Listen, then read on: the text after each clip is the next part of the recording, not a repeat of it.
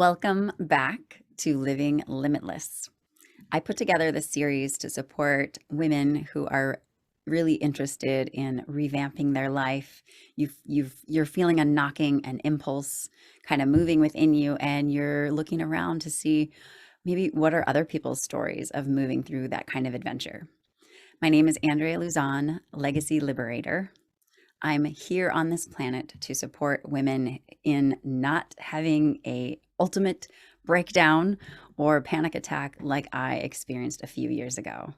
I had just gotten really far off track. I wasn't listening to my intuition. I wasn't following my joy, my bliss, my I wasn't listening to the universe at all. And so I basically imploded. I had a really tough time where I was out of work for almost a week. It was really hard on my husband and my children. And I basically went through a huge process ever since that moment. I decided during that breakdown that I no longer get to be a victim in my life and I get to stand for other women, not tumbling down through the toilet bowl in the way that I did. And so through all of this work, I'm putting together a series such as this. And now I support women. I take them on a journey as they reestablish authority in their life, coming back into their passion, their purpose, their power. And I put this series together to bring together other leaders that are open to sharing their journey with shame, with fear, with feeling stuck, and how they reconnected to their bliss, their joy, their courage, their playfulness. And that is why Paula Kettula is here today. Thank you so much, Paula. Please introduce yourself. Tell us about your work, about yourself, all that. I am so happy to be here, first of all. And I want to acknowledge you for what you are doing because you are turning this incredibly challenging situation and experience in your life into healing. And you are so generous in sharing that with other women and people out there who are. It's a human experience, right? You talk about that. It's a human experience where we have these huge breakdowns, and what matters is how we move through them and turning those obstacles into opportunities. So I want to acknowledge you for that. So hi, everybody. My name is Paula Kettula. I'm from Finland. I want to put that in the front because people usually end up like wondering, where is her accent from? So I'm from Finland. I live in San Diego, California. I've been here for 22 years now. And I am a licensed clinical social worker by trade. I started a private practice here in San Diego 12 years ago. And I've been doing a lot of trauma work. I'm a trauma expert. I do EMDR. I also work very closely with families and children. And it's really like the children keep calling me all the time. Like I do work with adults and couples and families and parenting as well. But the children keep calling me because it is such the future of the world depends on how we raise our children. So I believe that when we raise children in love and safety, compassion and understanding and freedom, then this world can also experience those things. And it's really about raising citizens of this world who are peaceful and compassionate and generous. And that is how I believe the world is being healed. So right now I have given up my play therapy office. I had two beautiful play therapy offices where I did sand play therapy with children, child-centered play therapy where kids were working through their traumas.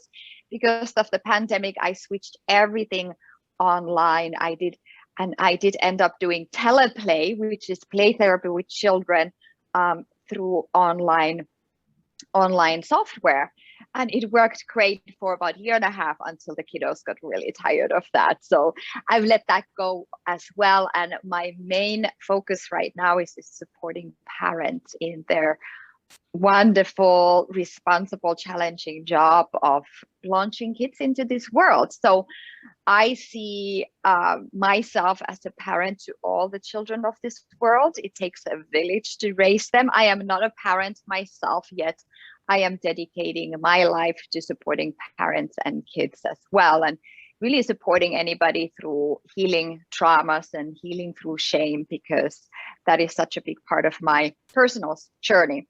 So I have developed a program and a method called transformational parenting, and it's based on the principles of a leadership and framework of leadership, where parents really get to shift out of this survival scarcity mode and being stuck into thriving as parents and feeling fulfilled as parents, becoming inspiring, confident, and empowering parents, leaders to their children, so that you can develop exceptional relationship with kids. That's the most important thing with children, is that secure attachment, and that parents and families get to live a vision-driven life as well, versus being stuck and coming from the past, because when we focus on the past, we just keep recreating more of the past. So in my work, I help parents heal from their traumas, and usually it's a trauma and the limiting belief that result in being triggered.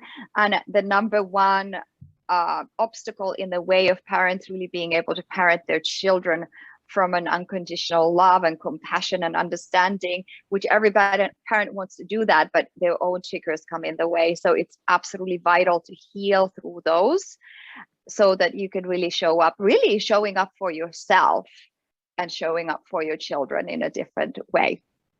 So that is what my work is about, is just empowerment and stepping out of these victim stories that we all had. I've had my own victim story for years and years and years. And I have stepped out of that into responsibility and empowerment. And I think we're going to dive deeper into all that and figure out, like, how did I do that? So that's me. And so I'm interweaving a lot of different things into my work: transformational leadership, all my experience and knowledge in being a psychotherapist and licensed clinical social worker. I love neuroscience, and I love body work, somatic work, as well as meditation and a lot of the Eastern spiritual practices. And it's all coming together within me, and my desire is to pour that out to people in whatever way it may land for you. So that's what my work is about, and I'm happy to be here, Andrea, and everybody listening. Oh man, I feel like you already touched on at least two of my questions. Yeah, so when you talked about your story, I guess I want to start. Okay, the two questions are like, do you feel as though we can jump, can we fully jump into joy, freedom, courage, playfulness, expansiveness when we have not yet explored why do we easily get triggered? No. What are our wounds? Yeah. So I already jumped. No. No, the answer is simple: no. Because we get to experience all. That's what being a human is about. We live in the polarity, even though. So the way I see it, we live in this polar world where we have our ego, and then we have a true self, our soul here too, and we get to navigate and integrate all that. So life is almost like a painting. So there's all these different colors and shapes. That's our life experience. Some of them are dark, some of them are light. But behind that painting is a canvas, white canvas, and that's the unity. So behind our polar experience of the darkness and the depression and sadness and trauma, there's the other pole of joy, freedom, and all these kinds of things as well. But we get to experience both. And the joy is more joyous when you have actually experienced also the darkness of abuse or trauma or whatever it is. So like I said, I'm a trauma therapist, and one of the first things that I say to my clients who are coming for trauma work is that this is a beautiful journey you are going to start, and that at the end there are gifts in your trauma that are unknown to you. They are right now secret because they are buried deep inside all that powerlessness and shame and embarrassment and hurt and loneliness, whatever it is, that terror, whatever that it is that happened to you. Underneath all that are these beautiful gifts. And every single person who's healed, like we've completed this healing journey, they come on the other side feeling grateful that it happened to them. Can you imagine that? Feeling grateful, full responsibility in terms of, I am grateful, because responsibility means really like, okay, we get to be responsible how we view the situation. So even trauma, even sexual abuse, which I have experienced, my healing moment was when I forgave those boys fully and completely, stepping into peace. So there are gifts in the trauma and those negative experiences that we have experienced in life, and we can only find them when we dive deep into them. That's where the freedom is. So when we do that, then we can have joy, freedom, full expression. Otherwise, we have a part of our psyche that is suppressed and is not accepted. So we get to accept our shadow side and our light side, because that's who we are as human beings. I think I heard you say that there was a white canvas and you called it the unity. Was that the word that you Unity. Mm-hmm. unity? And so it's the unity of the duality, like in the middle. Yeah. So within, in the background of the duality is unity, which essentially means we are all connected. There is no separation between you and I, between this desk and me. We, in the end, and this is what we are learning from quantum physics too, that everything is just a web of connection.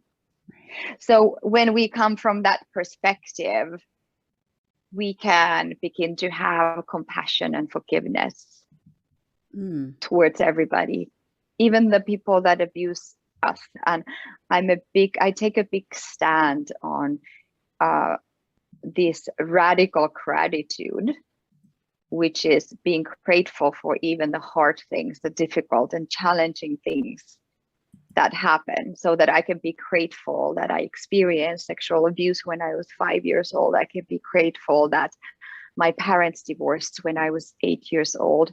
And even like I can be grateful and blessed, feeling blessed, because my father died when I was 17. Those are my major traumas, and each of them have learning opportunities.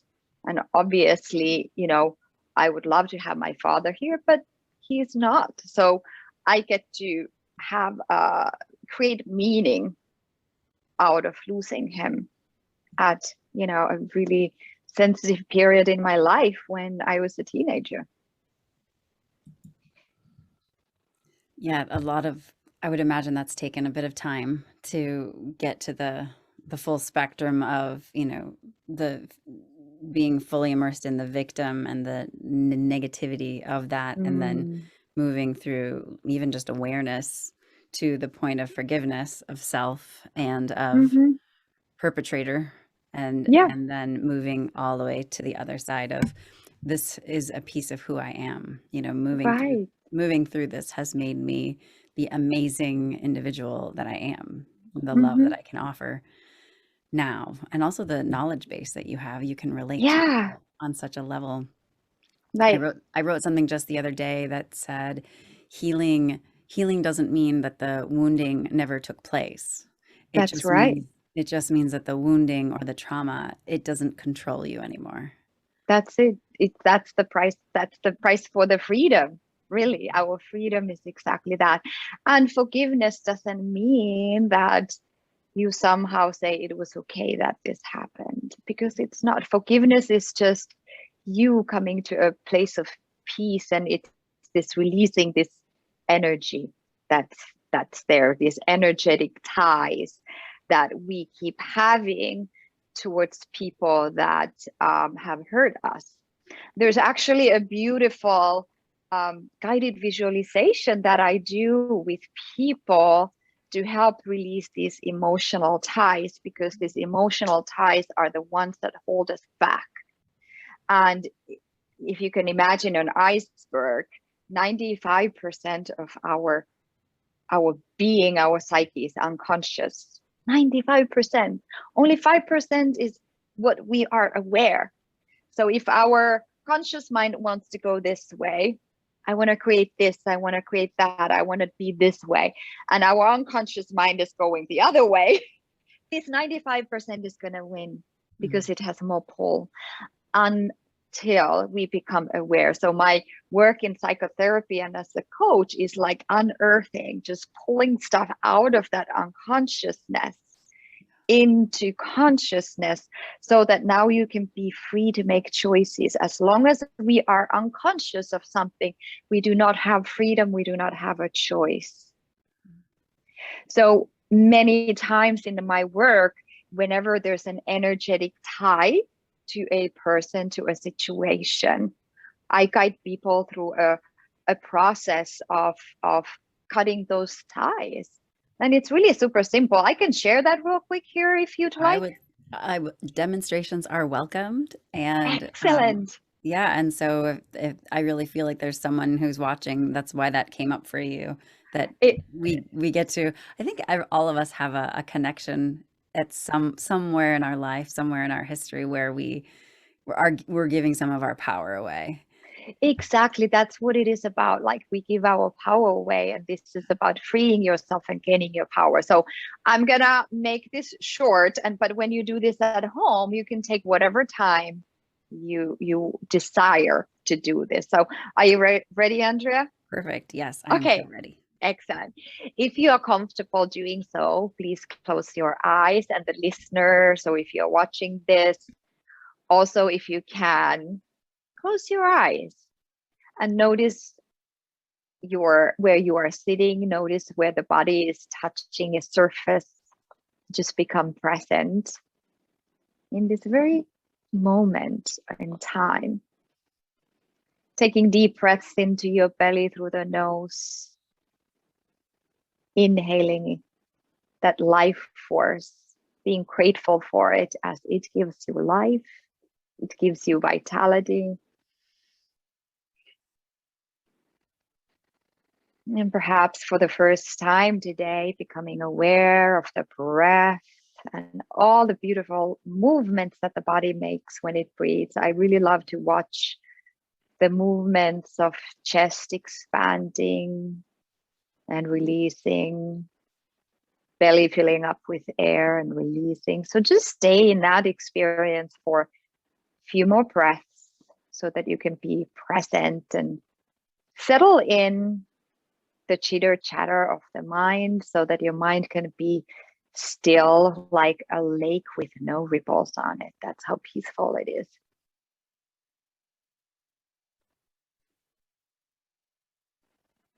Beautiful. Then I'd like to invite you to think about a person that you feel some energy with. You're still feeling angry, hurt, resentful. Why me? And visualize that person right now, right in front of you. You can decide how close or far they are. So please know that you are in control, you are in charge. So place them wherever you feel comfortable. But you're just recalling that person and bringing them to your mind's eye. And just look at them for a moment. Noticing what's coming up for you when you are looking at them. Just being aware of any sensations in the body, thoughts or emotions that come up. Let it be whatever it is. You're just embracing all that, and you have a mindset of curiosity. You are an explorer. So you're noticing all that. And then when you look closely, you notice these energetic ties that travel between you and this person. These are your emotions. These are your feelings and beliefs about the person and the situation that happened. So you can visualize those ties in whatever way it comes to you. Sometimes it's just energy, sometimes it's light. So just notice what color they are, how thick or thin they are. There's no right or wrong. And you realize how these ties, these emotional, energetic ties, have been holding you back in your life. Unconsciously, you're keeping yourself small. You're not fully expressed because of this energetic connection to this person. So you get to free yourself from those ties. Get to untether yourself. So find that courage and confidence within you to do that right now in whatever way serves you the best. Whether it's a flaming sword, whether it's scissors, whether it's a knife, whatever it is, visualizing cutting those cords right now. Keep taking deep breaths as you keep cutting those cords until you are fully free. And notice your response. Notice how the body feels after you have freed yourself.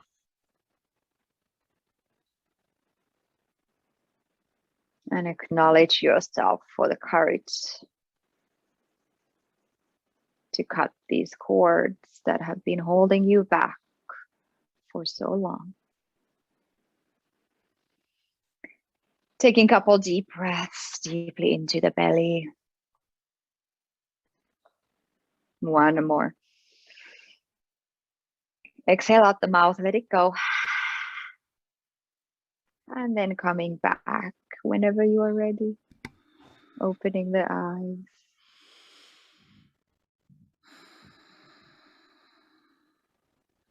Would you like to share about your experience? Yeah, there is a person in my life that when I share vulnerably, there are times when there's like a deep sigh or like are you really doing that kind of a sort of a judgment, you know? Mm. That's what I experience is that this is not something I should be doing. This whatever I've declared is coming up in my life. And so so there can be definite tension and almost like an expectation of judgment when I am going to be around that person. It's like, what am I going to be judged on this time? Which is also something. Like another exercise that I explore before hanging out in this environment. That's another piece that I like to do. But this felt really, really good. I felt like a tightness in my throat and like a tightness in my shoulders when I was envisioning the person and like the situation and the energy, the like what I experience as some negative energy between us. And then I chose a flaming sword. I was like, why not? Let's just and Yeah, it took a couple powerful. times. Interestingly, it still took a couple times. But then I did feel like a freedom in my shoulders.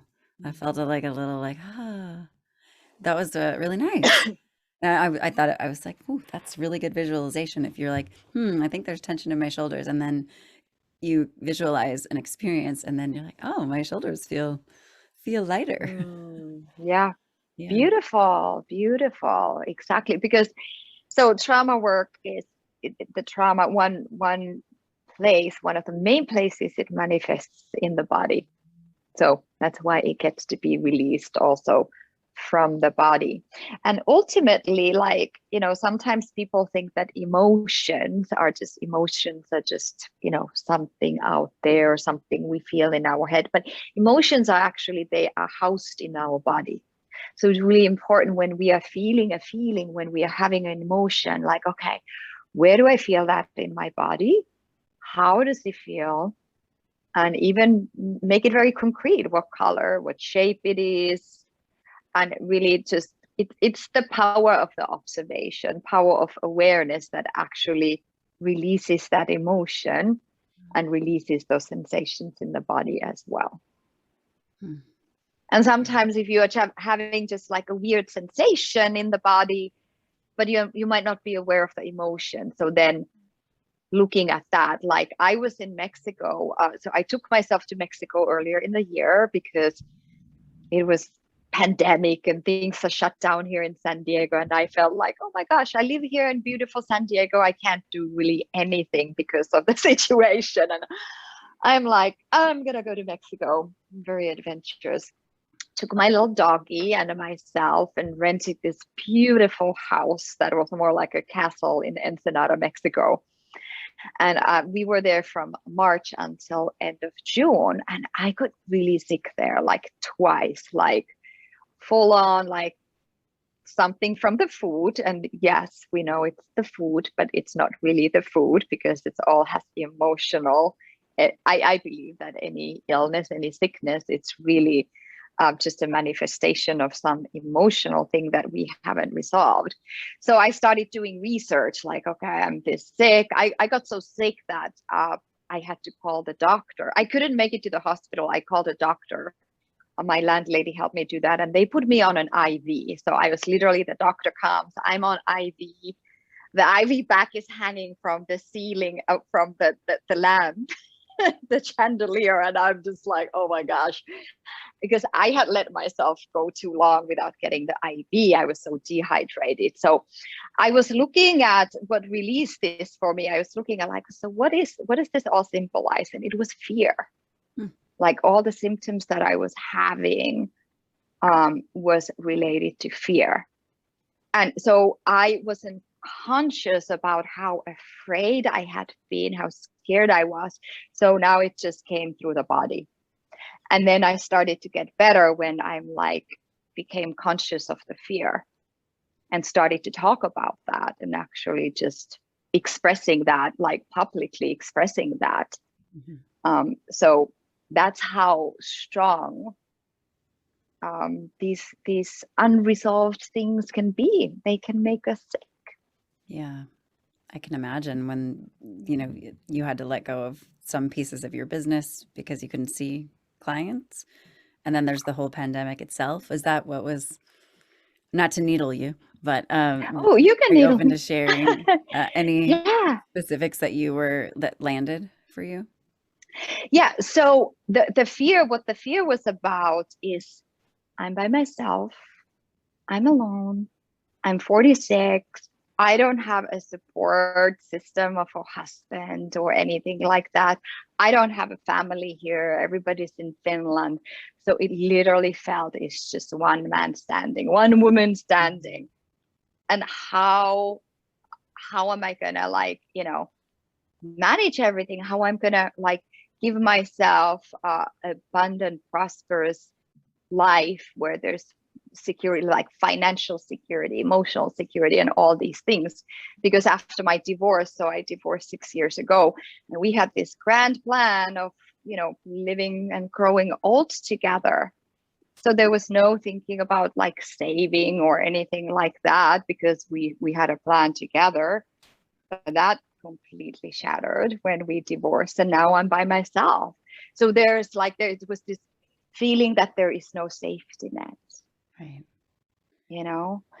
And then I realized that the universe is the safety net. Like we just get to trust that. And then we surrender and trust.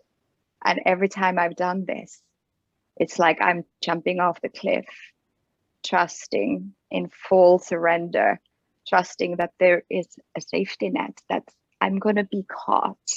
Yeah. I'm going to be caught in the loving hands of God, or that I believe in God or divine or universe, whatever it is that any one of us believes. You can use that, and I'm being shown that over and over again when I trust and just go for it and being open to receive. That So I know that's, go ahead. Yeah. So when I realized that, then I'm like, I don't have to strive so hard. I don't have to keep trying. I don't have to, I'm very hard on myself sometimes, always like working, gotta make this happen. And it's not about that. It's just the most powerful way to manifesting in this world is not the doing, it's the way we are. Yeah. It's the way we are. Yeah. our I have a ways friend. of being. I have a friend I really admire. She's a stay-at-home mom who now is taking care of her sick mother that she didn't even know her entire life. And then Mm, she got Alzheimer's, and mm, extended family called and said, "Hey, you know that woman who birthed you? Come and take care of her." Anywho, this is just to share how generous her heart is, and she was just sharing that she's just, trusting and moving through things. And then a prior employer of hers, this is so hilarious. She just heard, anyway, a prior employer of hers called and said that there were some funds that left, or she wasn't paid for something. And like uh-huh. a $9,000 check just showed up like last week.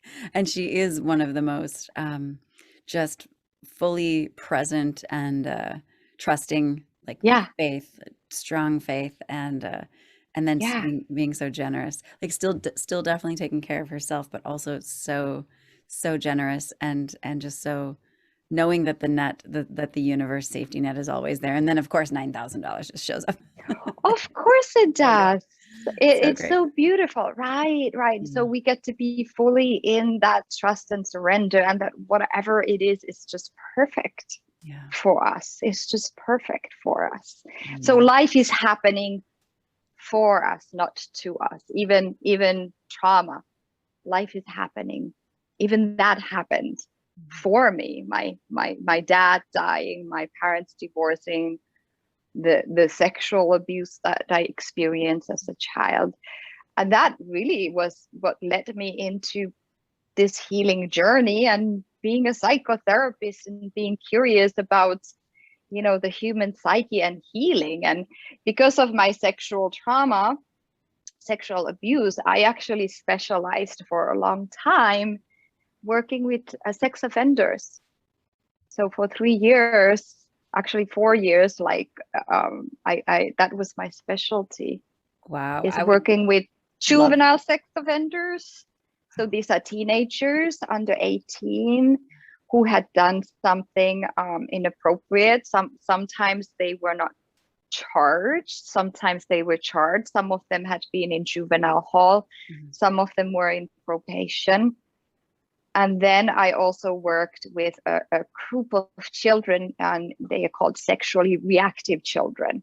So these are kids who are under the age of 13. So the youngest one in the program was 6 years old. So this boy, they were all boys, this boy had done something sexually inappropriate. Obviously, 6 year old is not a sex offender, but nonetheless, it's severe enough to go through treatment. So because of my own abuse, of being a victim of sexual abuse, I go on to heal the perpetrators, Mhm. Yes. because they too were abused, every single boy, every single one of them. Mhm. So we get to have that compassion and that understanding that, yes, they've done something they were not supposed to, and something really tragic that had terrible consequences for other people. And we get to realize that these boys also, this is violence, abusive behavior, aggression, it just doesn't come out of a vacuum or bubble. It doesn't come out of because there are evil people, because people are evil. It comes from usually a tremendous trauma that people have in the background, in Mhm. their history. Yes. That's I've heard that the guilt and shame of the perpetrator is often just as heavy, if not heavier, Mm-hmm. than Mm-hmm. the person on the receiving end. Yeah. At least it's an equal burden. In most cases, yes, unless we are talking about, and it's a very small percentage, if Mhm. we're talking about like a true sociopath, Got it. Mhm. then but again, in the background of sociopath is trauma, very, Mhm. very early age trauma. But yes, also, yeah, most people who have abused someone, they do carry that guilt. And what really healed me from my trauma, the sexual abuse, is, so it was a group of boys. um, when I saw them, like I just started to feel compassion for them. when I started to see them with their families, like how and just sending them so much love and blessing, like how do you carry this, what they did to me, being a father, being a husband. And I've just sent so much love and healing to their way and forgiveness as well. Hoping that they'd be able to, hoping that they would have come to like some kind of acceptance about that. Yes, thank you for that. I have heard that that there are opportunities in those kind of relationships where simply just sending someone love, just energetically thinking of them Mm-hmm. and think like surrounding them in light, feeling as Yeah. tapping into the feeling of them being healthy and loved and cared for Mm-hmm. and sheltered and all of those things that not only supports them in the real world, just you thinking of them, but it also really supports us in, healing ourselves. Absolutely. This moment was the moment that I was reborn. I no longer had any energy around that. Mhm. Completely reborn, free. And now from that place, I can tap into the joy and freedom of self-expression. Yeah. Mhm, mhm, Oh, I have okay, when we were talking earlier about the safety net, and a couple of mm, visuals came up for me, when a spider jumps off of a branch and it's, yes, it is releasing a rope behind it, but it's also swinging. It's swinging and mm. it gets to keep sending out rope until it slowly builds the web. And yet there's also so much faith and trust in knowing that the web is coming in, knowing that the Mhm. future is there already and it's coming towards us and supporting us. And so what was landing for me in that moment when you were sharing that story of, trusting the universe and coming from shifting from fear back into your power and, knowing and trusting. Are there any processes or practices that you have that support you in tapping into the messages that are coming in from the universe or your inner wisdom, your highest good? Some people are tapping into God or the Mhm. great heart of the universe. So, Yeah. if there was a person who is saying, I'm I'm I'm not hearing anything. I don't know how to Mm. trust my intuition. I don't know how to listen for messages. What works for you, and how might you support someone who is Yeah. desiring to have that relationship with Yeah. their wisdom? Yeah. So the answer is to quiet down. Our brain is so busy, busy, busy. Our ego is so busy, busy, busy, driving and striving and doing this and that and planning and having agendas and da da da, all this kind of stuff. The ego really is thinking that it's driving, but it's not. So the answers, I believe, come in the silence. In the silence, it's the pregnant. Silence is pregnant. Silence is not silence. It's pregnant with possibilities. So having a practice, and I'll share my practice. So in the morning, I usually take about an hour just to get going. I drink my coffee. I don't even get out of bed. I just make my coffee. I go back to bed, drinking my coffee. I'm reading, I'm meditating, I'm doing my prayers. And then what I'm doing is I'm connecting with myself. So the practice for me is I'm just kind of touching all my chakra points, like from the lower belly, and putting my hands there to my root chakra area, Mhm. my sacral chakra, solar plexus, heart, throat. Like I just kind of, and I'm just like connecting and noticing how it feels. What do you want to say? What do you want to share today? I'm talking to my body that way. And oftentimes, what I notice is even though my mind might be like spinning or be anxious, but if I touch my heart, I'm like, oh, the heart is peaceful, the heart is open, the heart is loving. So then I have a choice point. Okay, I'm going to trust my heart. So that is the intuition. To me, comes from the wisdom of the body. the wisdom of the body, and really being connected to your energy centers and your nervous system, really. But if we are too busy and we're not listening to that, we're going to miss opportunities. We're going to miss opportunities for that guidance of that intuition. Yeah, that's So what that's how I do it. that's what was landing for me is sure the body has messages, but we try not to hear them. We're a lot of us humans are racing around doing our best not to listen. It's Yeah. almost like we don't want to hear. We don't want to get the Mm-hmm. downloads. We don't want the Mm, deeper message, the bigger message, because maybe then the chaos won't work anymore. yeah. And the thing is like, well, you have, then you get to listen. Like for a longest time for me, it was like, sometimes when we pray to God, we're like, God, give me this, give me that, help me with Mhm. this, blah, blah, blah. And then I was doing that for years and years and years. And then one day I'm like, that's backwards. Like the question is actually, God, what can I do for you? Mm.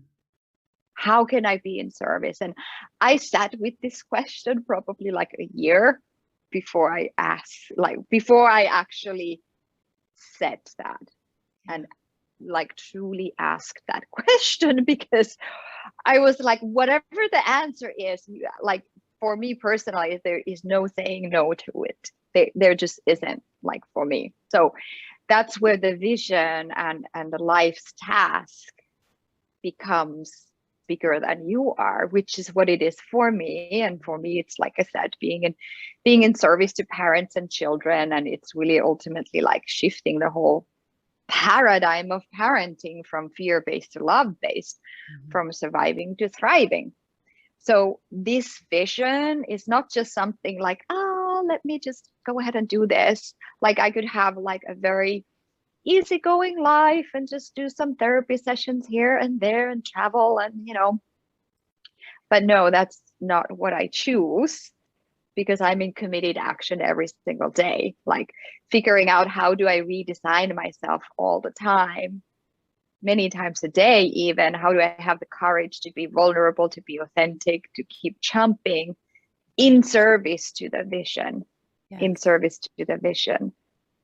And but things get like super laser focused and clear when you have that vision, when you have like, okay, this is my task, like it's very clear.